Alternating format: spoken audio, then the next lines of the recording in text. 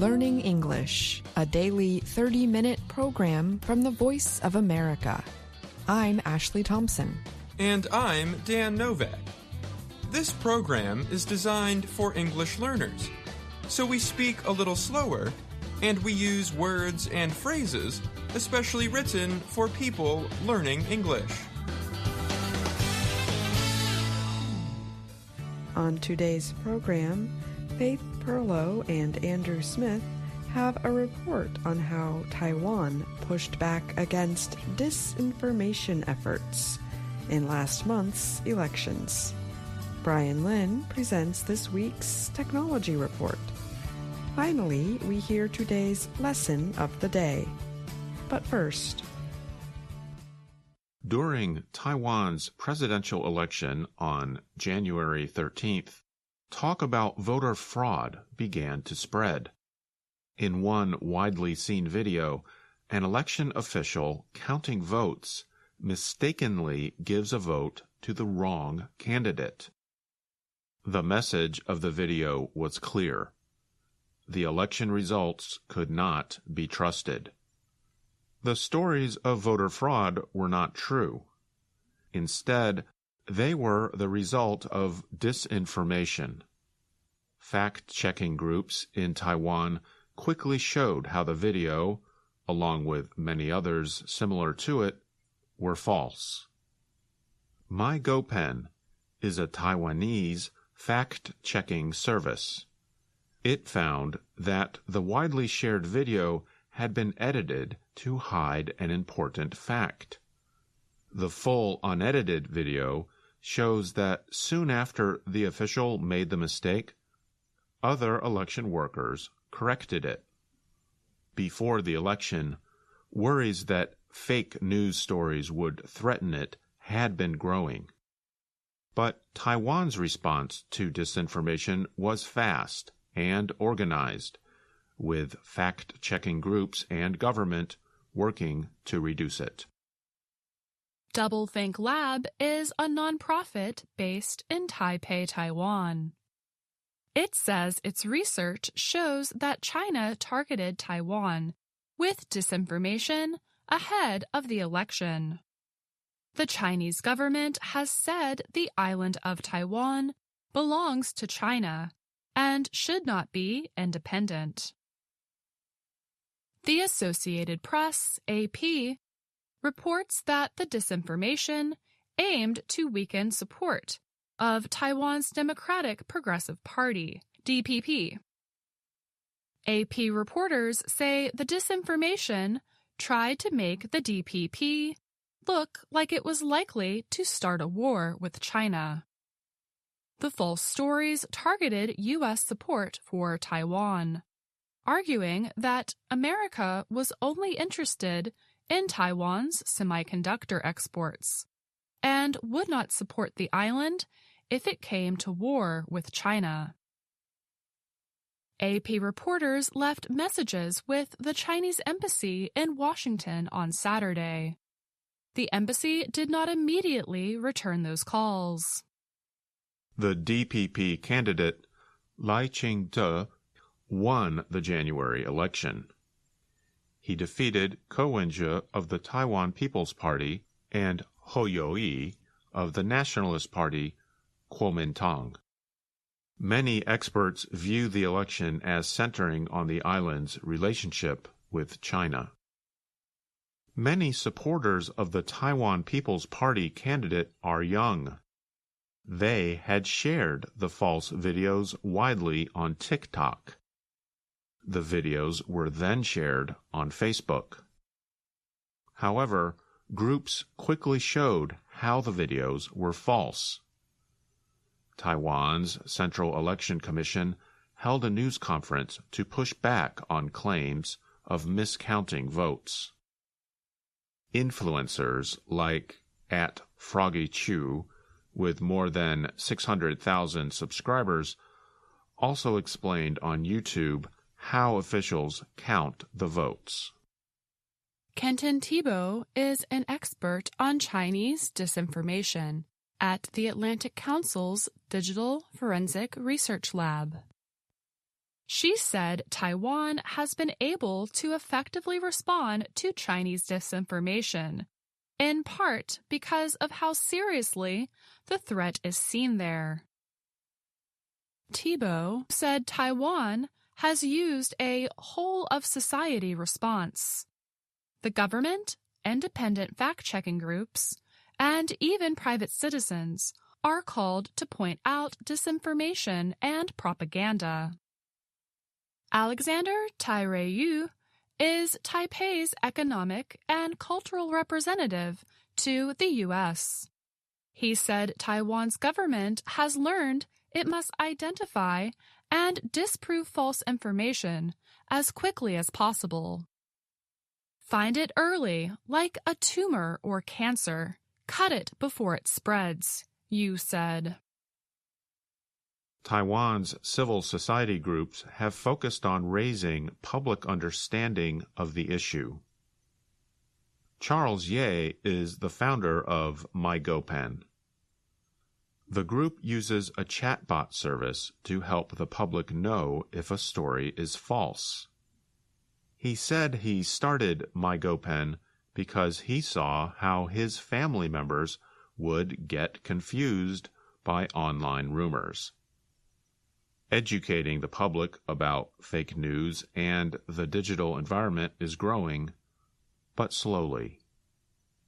It's like in the past when everyone dumped bottles and cans in the garbage, and now they sort them, said Eve Chu. She is the editor-in-chief of Taiwan Fact Check Center, a nonprofit journalism organization. Everyone needs to slowly develop this awareness, and this needs time, she added. Political divisions may also affect the spread of disinformation in Taiwan. Ko, the Taiwan People's Party, or TPP, presidential candidate, said publicly he did not believe there was election fraud. However, legislators from the TPP held a conference in which they shared videos of miscounting, videos that had already been proven false. I'm Andrew Smith. And I'm Faith Perlow.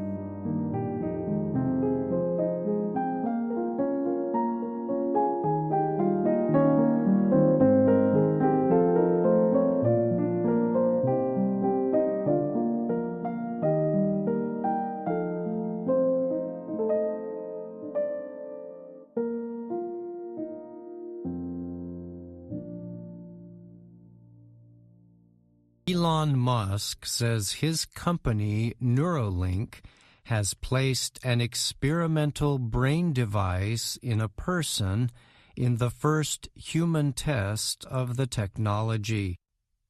Neuralink describes the coin-sized device as a brain-computer interface. It is designed to be implanted inside the brain through a medical operation.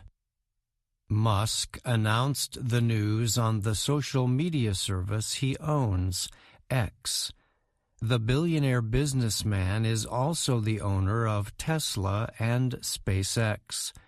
His company Neuralink aims to establish direct communication links between the brain and computers.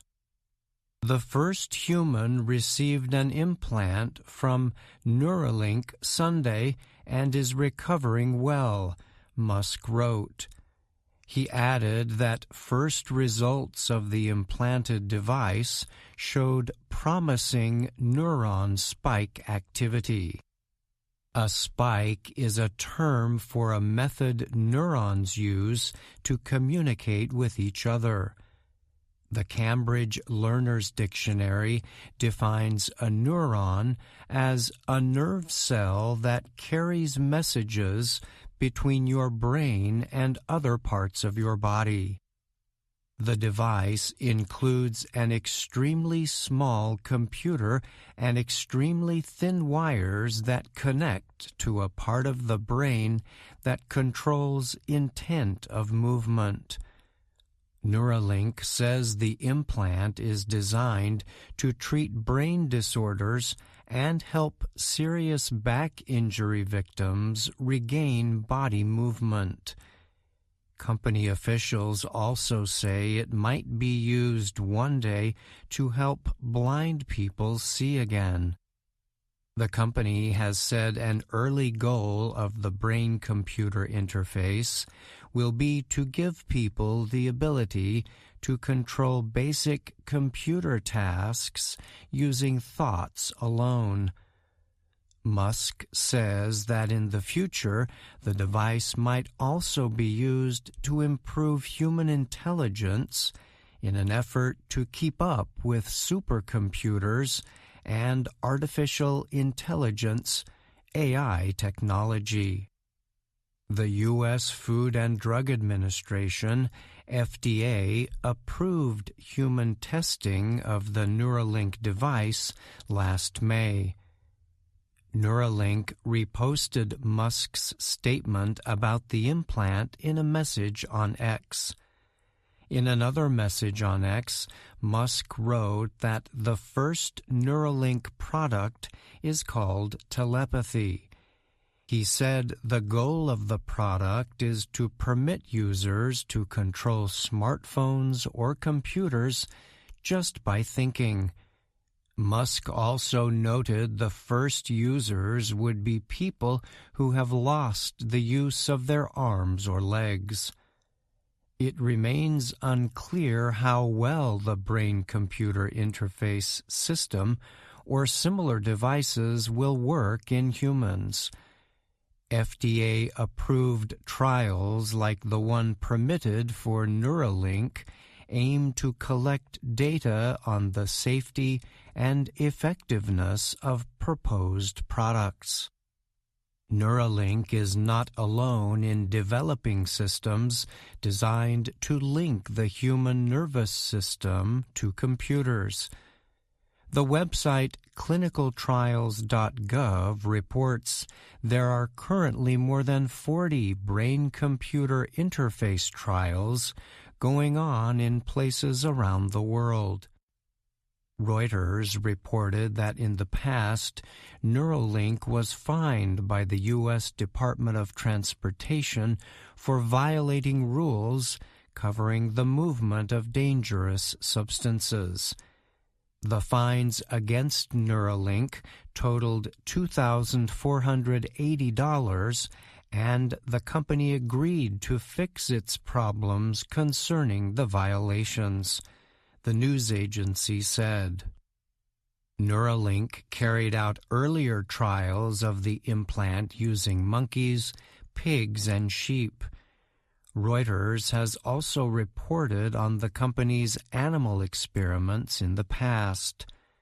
Some Neuralink employees told Reuters in 2022 the company had made mistakes in its animal testing. They said the mistakes came because the process was hurried. This led to more animal deaths than necessary, the employees said.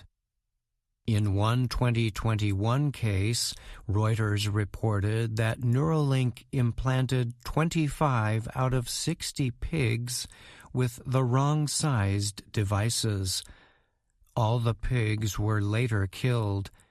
Employees told the news agency such mistakes could have been easily avoided with more preparation. Last September, Musk wrote in a social media message that no monkey has died as a result of a Neuralink implant. He added that the company chose terminal monkeys to limit risks to healthy animals. I'm Brian Lynn.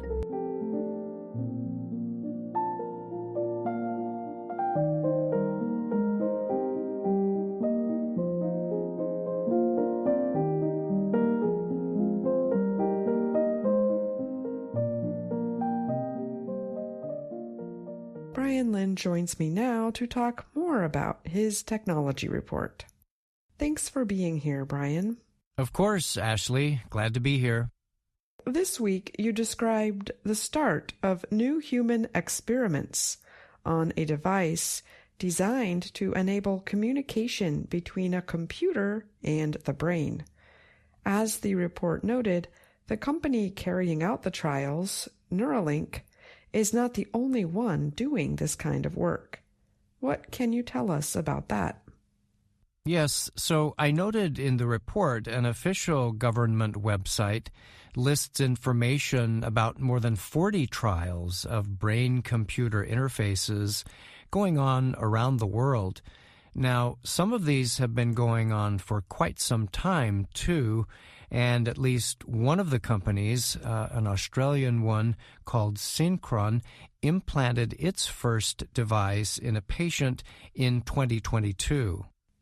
I noticed the report pointed out the first people expected to use Neuralink's device will be victims of injuries that left them without the use of their arms or legs, correct? Yes, that's right. And company officials have said this kind of technology development does take time and happens in steps. The first major progress Neuralink would like to see is the technology enabling a person to perform an action just by thinking. Once that step is completed, the company says it will be centered on building upon that. Elon Musk, by the way, has said the system could also support future products aimed at improving human intelligence, but that development likely remains years away. Well, thanks again, Brian, for answering my questions today, and thank you for that report. You're welcome. Thank you, Ashley. VOA Learning English has launched a new program for children. It is called Let's Learn English with Anna. The new course aims to teach children American English through asking and answering questions and experiencing fun situations. For more information, visit our website, learningenglish.voanews.com.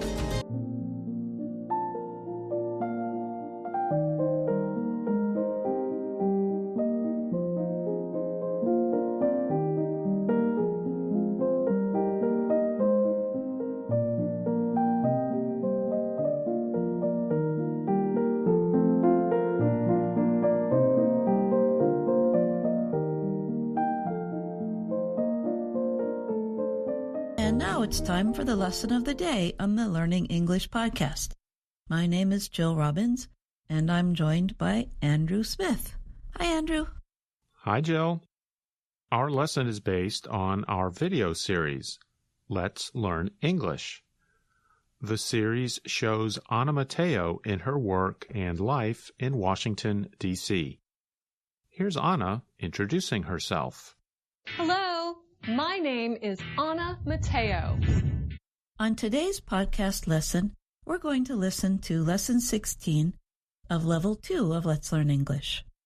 This lesson repeats many times 2 ways we can talk about things we did or experienced on a regular or habitual basis in the past. A habitual basis means things that happened on a kind of regular schedule or that happened very often. For example, if you go to school 5 days a week, that is a habitual action. Now, here are the 2 ways we can talk about habitual actions, feelings, or states of being in the past. The first way uses the modal would. The second way uses the 2 words used to. The best way to learn to use them is to hear some examples. Listen to the beginning of Lesson 16. Hi, Kaveh. Let's go to lunch. Ooh, I know a great place. When I first started working here, I would go every day. Great. Oh, no. What's wrong? I lost my key. I just had it this morning. You should check the Lost and Found office. Great idea. Where is it? Oh, it used to be across from the cafeteria, but now it's down in the basement next to the elevators. It's really hard to find. The lost and found is hard to find. That's funny. It is. You can hear the first habitual action when Kaveh says, "Oh, I know a great place. When I first started working here, I would go every day." And then Kaveh talks about another situation that existed for a period of time in the past. Oh, it used to be across from the cafeteria. Here, the words used to be just mean the same thing as the verb was.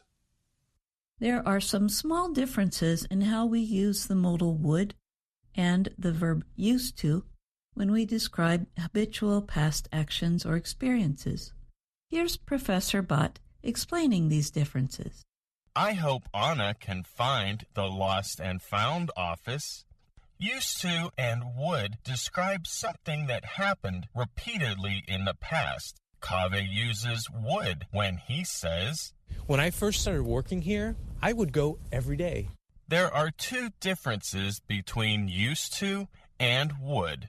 Number one, we use would only when we say the time period first. Number two, for verbs like be, think, feel, see, and understand, we can only use used to. Kaveh says, It used to be across from the cafeteria. Thanks, Professor Bott. That is a helpful explanation. Verbs such as be, think, feel, see, and understand are more like states of mind or states of being rather than actions, such as the verbs go, eat, play, and so on. Now, listen to Jill and I have a conversation about our past. Listen for how we use would and used to. Andrew, do you have any special memories of something you would do with your family when you were young? I do. Yes, I do. So one example is from the age of 11 until about the age of 18, I would go with my father every year to the Great Smoky Mountains National Park. That's in the southeastern United States. And we would hike up a mountain called Mount LeConte. At the top of the mountain, there were cabins where we would spend the night. And I remember I would get up very early in the morning and go watch the sunrise from the top of the mountain. Those are special memories. How about you, Jill? My family used to travel around the country in a Volkswagen bus.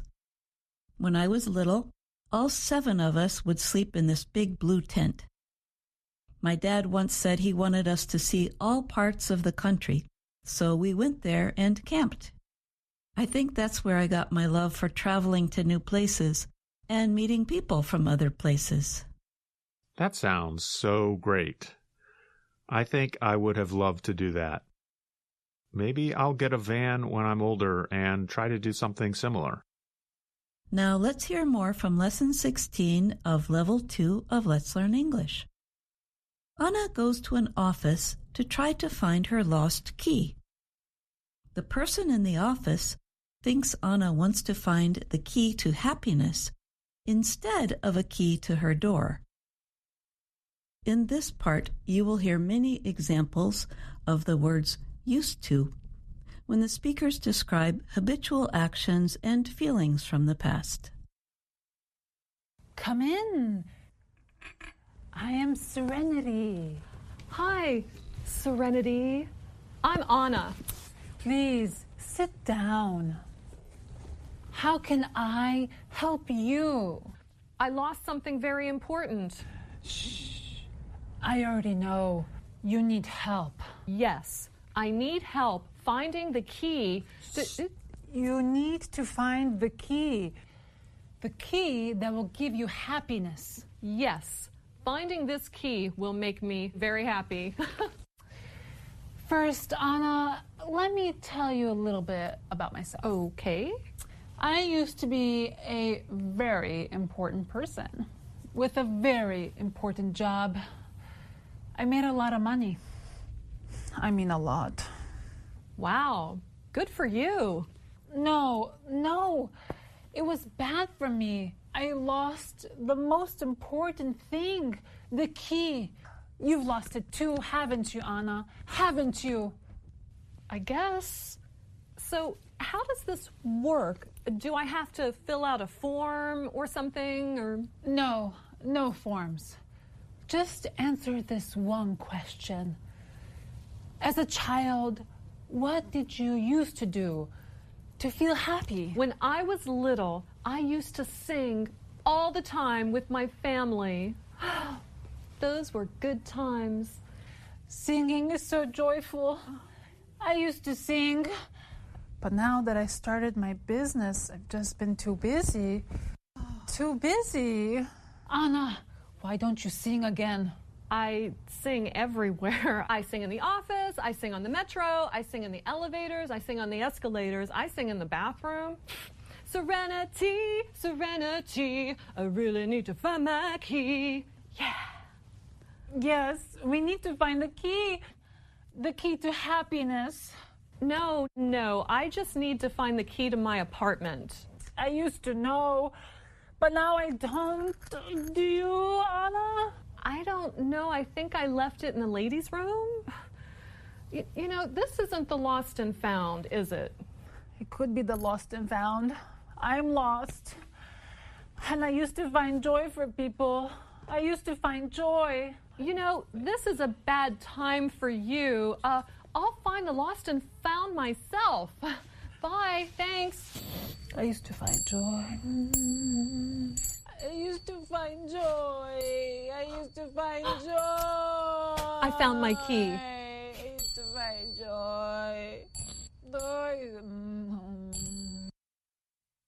Oh, the sad woman in the office used to find joy. Well, hopefully she will find it again soon. Listeners, what are some things you used to do when you were younger?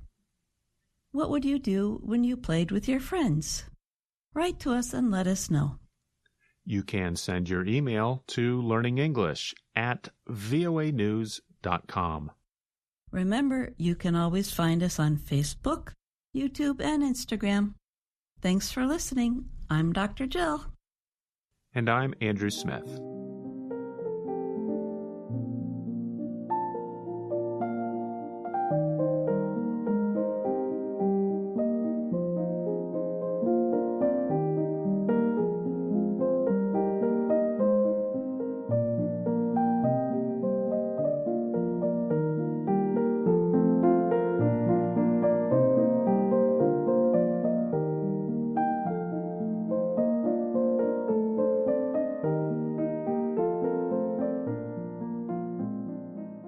And that's our program for today. Join us again tomorrow to keep learning English through stories from around the world. I'm Ashley Thompson. And I'm Dan Novak.